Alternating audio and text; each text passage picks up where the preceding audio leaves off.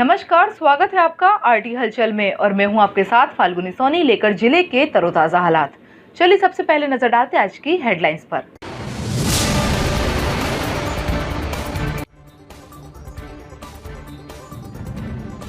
नेपानगर में भाजपा सहित कांग्रेस के कार्यक्रम आयोजकों पर हुई कार्यवाही।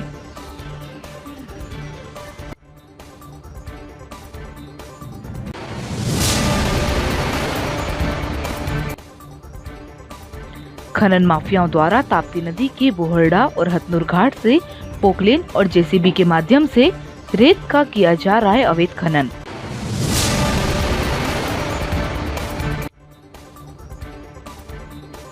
गर्भवती महिलाओं की परेशानियों को देखते हुए परियोजना कार्यालय में आधार कार्ड सेंटर हुआ शुरू।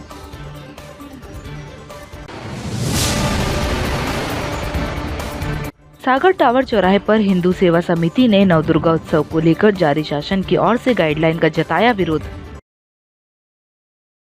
और अब गतिविधियां विस्तार के साथ। नेपानगर में भाजपा और कांग्रेस दोनों के प्रमुख दलों द्वारा कोरोना महामारी की गाइडलाइन का पालन नहीं करने को लेकर नेपानगर पुलिस ने दोनों ही पार्टी के कार्यक्रम आयोजकों पर कार्यवाही की। मध्य प्रदेश के ग्रामीण क्षेत्रों में कोविड-19 के बढ़ते प्रकरणों को दृष्टिगत रखते हुए चुनाव आयोग द्वारा स्पष्ट दिशा निर्देशानुसार जारी किए गए थे कि जिन विधानसभाओं में उपचुनाव संपन्न होना है उन जगहों पर कोविड-19 की दिशा निर्देशों का सख्ती से पालन किया जाए।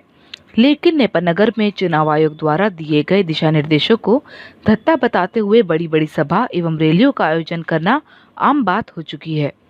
भाजपा एवं कांग्रेस दोनों ही प्रमुख दलों द्वारा चुनाव से पूर्व अपने शक्ति प्रदर्शन के रूप में ग्रामीण क्षेत्रों से जमकर भीड़ एकत्रित कर नेपानगर में वाहनों के माध्यम से लाई जा रही है, जिसके चलते नेपानगर में कोविड-19 के संक्रमण का खतरा 2 गुना होता जा रहा है, जिस पर जिला प्रशासन सख्ती से कार्यवाही भी कर रहा है। नेपानगर में 13 अक्टूबर को भारतीय जनता पार्टी एवं कांग्रेस द्वारा नामांकन फॉर्म भरने के दौरान आयोजित सभा में निर्वाचन आयोग द्वारा कोविड-19 के संबंध में दिए गए दिशा निर्देशों के पालन नहीं करने के चलते नेपानगर पुलिस द्वारा कार्यक्रमों के आयोजकों पर धारा 188 के तहत प्रकरण पंजीबद्ध किया गया है। 13 अक्टूबर को नेपानगर में भारतीय जनता पार्टी एवं कांग्रेस के प्रत्याशियों द्वारा नामांकन पत्र दाखिल किया गया था, जिसके पूर्व भाजपा एवं कांग्रेस के प्रत्याशियों द्वारा विशाल रैलियों का आयोजन एवं सभा का आयोजन किया गया था, जिसमें निर्वाचन आयोग द्वारा चुनाव के लिए दिए गए दिशा निर्देशों का जमकर मखौल उड़ाया गया था। दोनों ही प्रमुख दलों की सभा में क्षमता से अधिक कार्यकर्ताओं को एकत्रित करके लाया गया था, जिस दौरान कोविड-19 के सभी नियमों को ताक पर रखा गया था।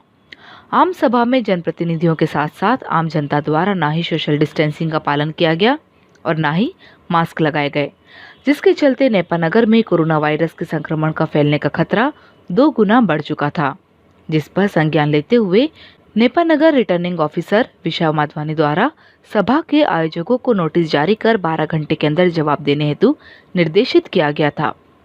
संतोषप्रद जवाब नहीं मिलने के चलते नेपानगर रिटर्निंग ऑफिसर द्वारा नेपानगर थाने को दोनों ही आयोजकों पर महामारी आपदा प्रबंधन अधिनियम के अंतर्गत कार्यवाही करने के निर्देश जारी किए गए थे, जिसके बाद नेपानगर थाना प्रभारी द्वारा विवेचना कर भाजपा के कार्यक्रम के लिए अनुमति लेने वाले अधिवक्ता संजय अहिरे एवं कांग्रेस की सभा की अनुमति लेने वाले नेपानगर से कांग्रेस के मंडल अध्यक्ष जगमीत सिंह चौली के विरुद्ध आपदा एवं महामारी अधिनियम की धारा 188 के तहत कार्यवाही कर प्रकरण पंजीबद्ध किया गया।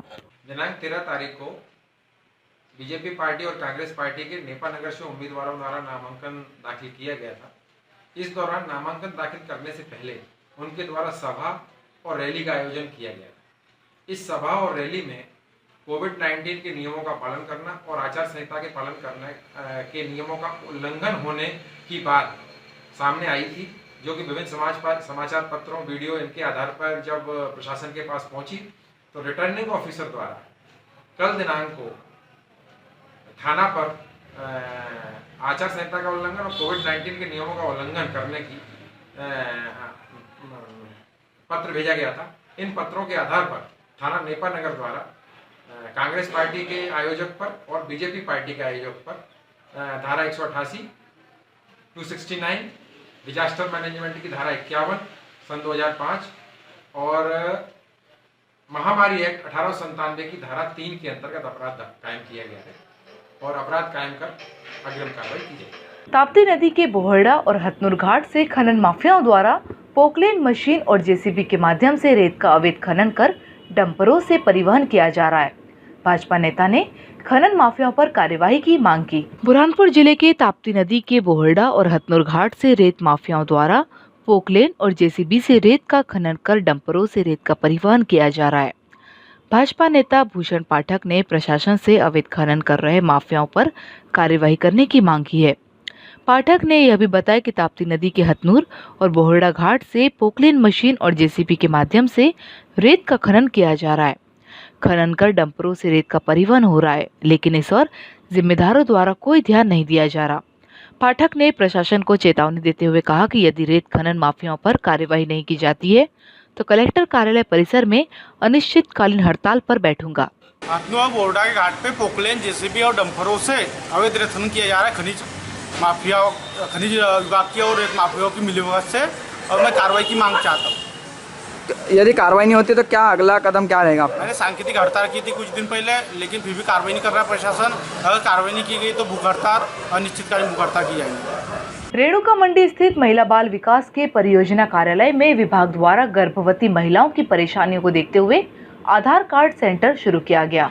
रेणुका कृषि उपज मंडी स्थित महिला बाल विकास विभाग परियोजना कार्यालय में मातृवंदना योजना के तहत गर्भवती महिलाओं को आधार कार्ड की आवश्यकता होती है, जिसको लेकर कार्यालय में आधार कार्ड सेंटर शुरू किया गया। अब गर्भवती महिलाओं को आधार अपडेट कराने में कोई भी परेशानियों का सामना नहीं करना पड़ेगा।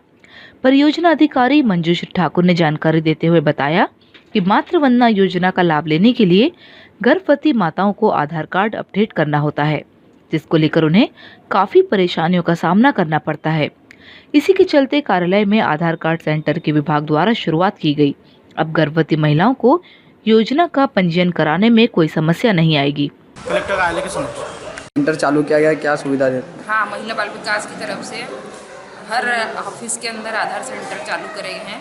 ये आधार सेंटर हमारी जो प्रधानमंत्री मातृत्व वंदन योजना चलती है, उसके अंदर गर्भवती माताएं जो नहीं आती है, उनके आधार नहीं बने रहते या अपडेट नहीं होते, तो उसके लिए विभाग ने आंगनवाड़ी महिला बाल विकास ऑफिस में ही आधार सेंटर चालू किए, जिसका संचालन डाटा ऑपरेटर करता है। सागर टावर चौराहे पर हिंदू सेवा समिति ने नवदुर्गा उत्सव को लेकर शासन की ओर से जारी गाइडलाइन का विरोध दर्ज किया और प्रशासन से गाइडलाइन में सुधार करने की मांग की। लालबाग के सागर टावर चौराहे पर हिंदू सेवा समिति द्वारा मां नवदुर्गा स्थापना को लेकर शासन द्वारा जारी की गई गाइडलाइन को लेकर विरोध दर्ज किया गया।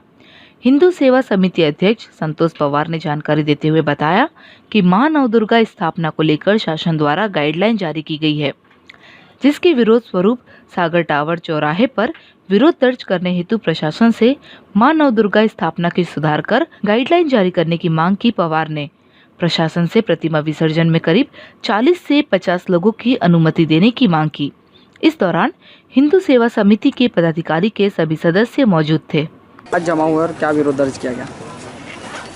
आज लालबाग थाने पर माता रानी को लेकर एक मीटिंग रखी थी कि सभी नवदुर्गा उत्सव समिति अभी 17 तारीख को स्थापना हो रही माता की, तो गाइडलाइन उन्होंने बताया हमको। गाइडलाइन में ये बताया कि सिर्फ 10 ही लोग माता रानी को विसर्जन करने जाएंगे और लेने जाएंगे। 10 जन मूर्ति को कैसे ला सकते, कैसे ले आ सकते हैं? और माता रानी मतलब बाजे और बिना डीजे के या साउंड के आती नहीं है, तो बोल रहे हैं कि 2 स्पीकर की भी हमें परमिशन नहीं दे रहे माता रानी लाने के लिए। तो हमने सबने मांग करी कि 2 बाजे या 2 स्पीकर की हमें व्यवस्था दी जाए, जिसमें हम मतलब लाएंगे माता रानी को। तो बोले गाइडलाइन का हवाला। और फिर माता रानी विसर्जन के लिए भी हमको सिर्फ 2 लोगों की मतलब 2 बाजे और 2 स्पीकर के हम मतलब उनसे मांग कर रहे हैं, तो नहीं बोल रहे। भंडारे का बोल रहे कि नहीं, माता रानी में गरबे नहीं होंगे। माता रानी बिना गरबे से कैसे चलेंगी? कम से कम सोशल डिस्टेंसिंग का पालन तो होता ही है। गरबे जब खेलते तो गरबे में कोई हाथ से हाथ मिलाता नहीं है, डांडे खेली जाती है, उसकी भी परमिशन नहीं दे रहे माता रानी की। आरती के वक्त भी हमें बोल रहे कि इतने लोगों की भीड़ चाहिए, इतनी नहीं चाहिए। तो हम गाइडलाइन का हम ये इसलिए बोल रहे हैं कि हमको माता रानी जो है तो बाजे से लेकर आएंगे, 2 स्पीकर से लेकर आएंगे। रात में जो मेला भरता था वो मेला हमने कैंसिल कर दिया। अखाड़े जो निकलते थे वो अखाड़े हमने बंद कर दिए, झांकियाँ निकालना बंद कर रहे हैं। हम सिर्फ माता रानी को एक ट्रैक्टर या टराली में सजाकर और 2 स्पीकर के साथ कम से कम 40 और 50 की संख्या में माता बहनें और पुरुष की संख्या रहेंगी। नेपानगर थाना पुलिस ने 4 आरोपी को चोरी के सामान के साथ गिरफ्तार कर लिया। और भी वारदातों को लेकर पुलिस द्वारा आरोपियों से पूछताछ की जा रही है। नेपानगर पुलिस ने 4 आरोपियों को चोरी के सामान के साथ गिरफ्तार कर लिया। नेपानगर थाना प्रभारी जितेंद्र सिंह यादव ने जानकारी देते हुए बताया कि क्षेत्र में चोरी की घटना को अंजाम देने के बाद चोर गांव में घूमने की सूचना मिली थी। सूचना मिलते ही मौका स्थल पर पहुंचकर टीमों द्वारा चोरों को धर दबोचा। पूछताछ करने पर चोरों ने सिलेंडर और मोटरसाइकिल चोरी करना कबूला है। चोरों के पास से 2 मोटरसाइकिल, 4 सिलेंडर सहित अन्य सामान जब्त किया है। कार्यवाही में थाना प्रभारी जितेंद्र यादव, उप निरीक्षक सोहन सिंह चौहान, उप निरीक्षक जगदीश प्रधान, आरक्षक अजय जायसवाल और मनोज यादव, इमरान दीपेंद्र दयाराम, दुष्यंत सैनिक, सुनील मगरे की महत्वपूर्ण भूमिका रही। ये चोरी का एक गैंग जो नेपानगर और इसके आसपास क्षेत्र में सक्रिय था, उसको नेपानगर की पुलिस के द्वारा पकड़ा गया है और इनसे चोरी किया गया मशरू का करीबन 1,33,000 रुपये का जब्त किया गया है, जिसमें 4 सिलेंडर, एक तौलने का इलेक्ट्रॉनिक कांटा, छात्रावास के भगोने, साइकिल और टीन के डिब्बे और टीवी, जो LED टीवी होती वो। इसी दौरान पूछताछ पर और जब हिकमत अमली से पूछ किया गया तो चोरी की गई 2 मोटरसाइकिलें जो कि हमारे यहाँ 7/9/20 को अम्बाड़ा रोड पर चोरी हुई थी, वो मोटरसाइकिल मिली है। 4/9/20 को सीवल के पास एक छात्रावास है, आदम जाति वाला छात्रावास, उसके यहाँ से तोड़ के ये टीवी और ये सिलेंडर, ये सामान ले गए थे, जिसकी चोरी की रिपोर्ट थाना पर हुई थी। जब से ये चोरी की रिपोर्ट हुई थी तभी से पुलिस इस पर निगाह रखे हुए थी।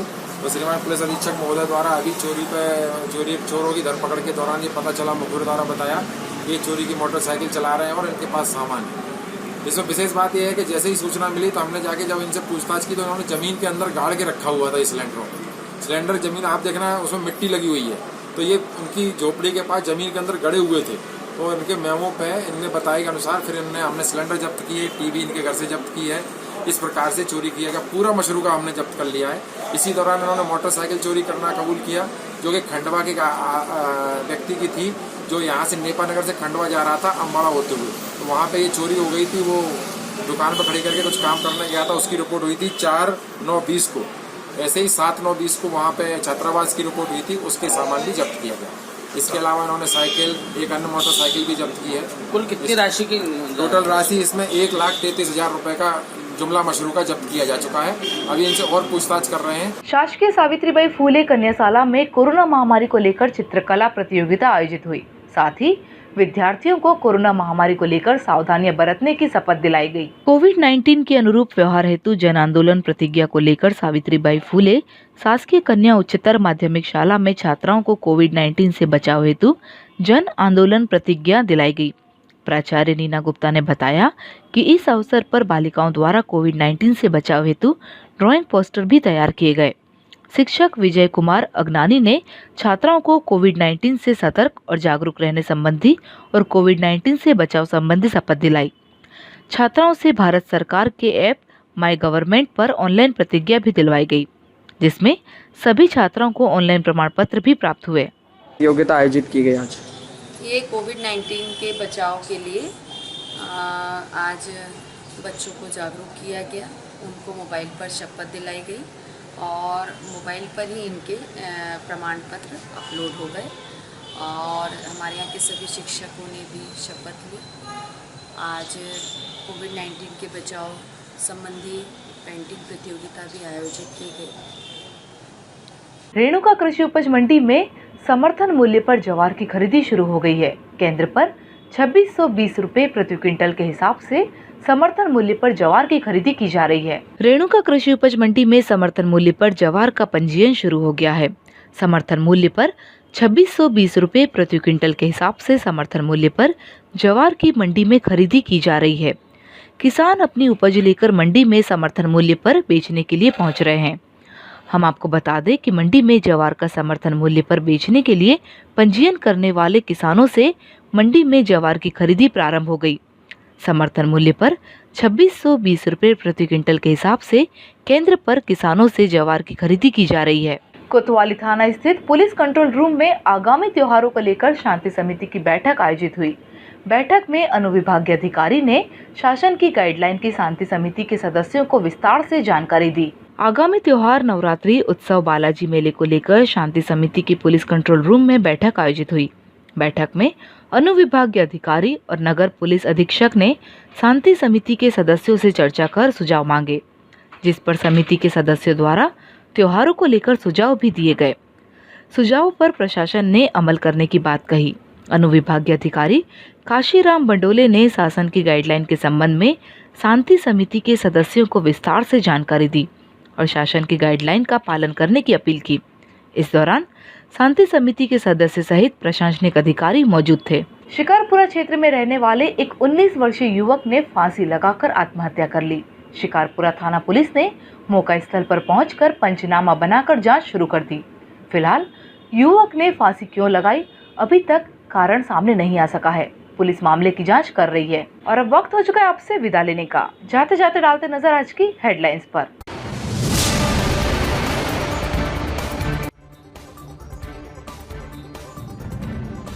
नेपानगर में भाजपा सहित कांग्रेस के कार्यक्रम आयोजकों पर हुई कार्यवाही।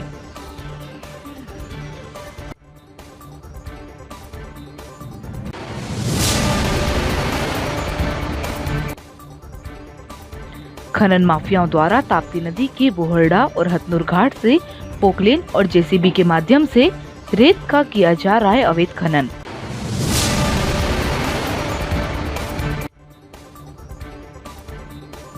गर्भवती महिलाओं की परेशानियों को देखते हुए परियोजना कार्यालय में आधार कार्ड सेंटर हुआ शुरू।